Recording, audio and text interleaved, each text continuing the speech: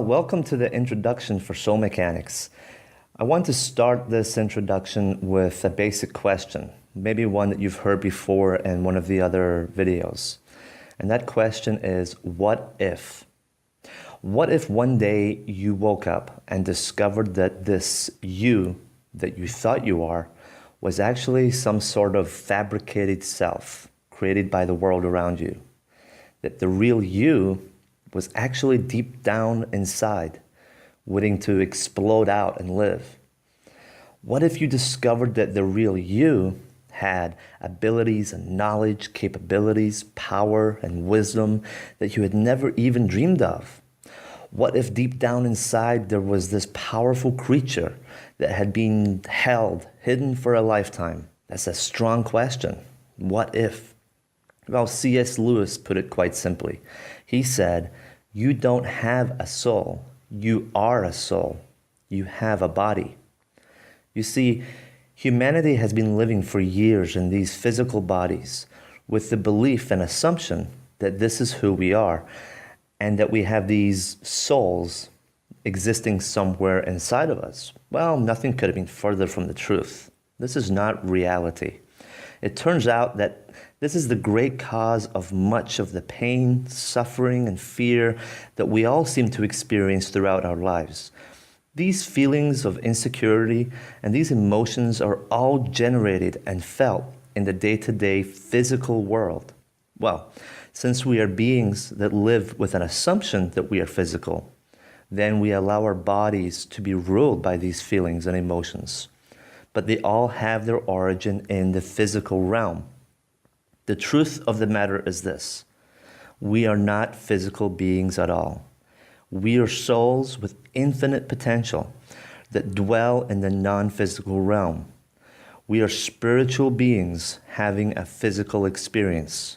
This body we inhabit is nothing more than a type of vessel that our soul has used to visit this earth. Our soul manages to connect to the biological controls of the body via the nervous system. Unfortunately, at some point in human evolution, the soul ceased to pilot this body, and the reflected self began to take over as the pilot of the body. The reflected self, you might be wondering what that really means. I'll be using that term a lot in the next videos. Well, it is really nothing more than a creation of society.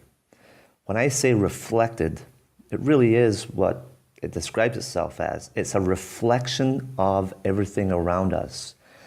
Society projects upon us certain images and concepts.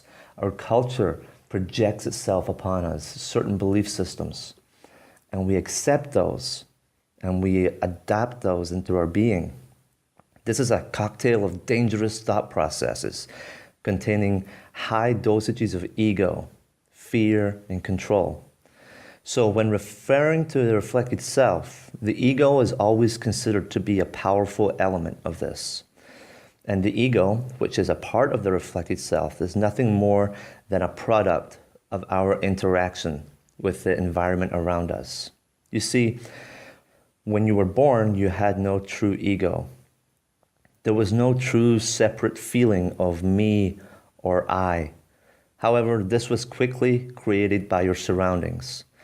It is only by understanding that the answers you are seeking are not outside yourselves, but they are all to be found inside.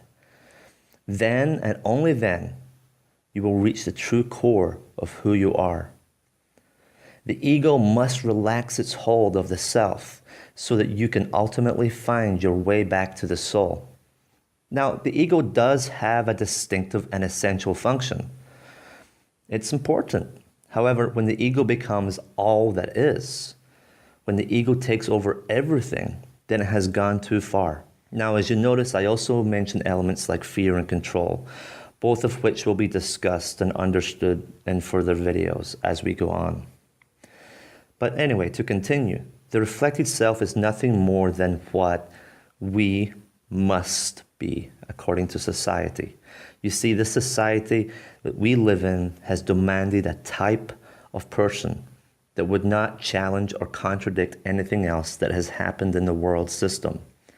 It needed something that would simply obey and operate under the rules given to it. Thus, the reflected self came about and the soul began to be smothered. The great sadness of this is that your soul is no longer in command. We can no longer perceive all the messages and lessons that are necessary to complete and understand our existence and the great reason for life. It causes us to live in a world of separation, limitation, and polarity. This is the perfect breeding ground for the reflected self.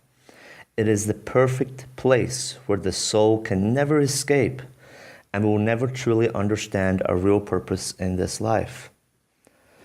Not only this, but the illusion has gone even further.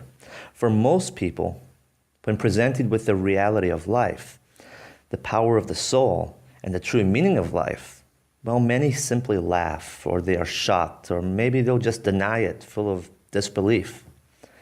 This is simply because the reflected self does not have the ability to comprehend these truths.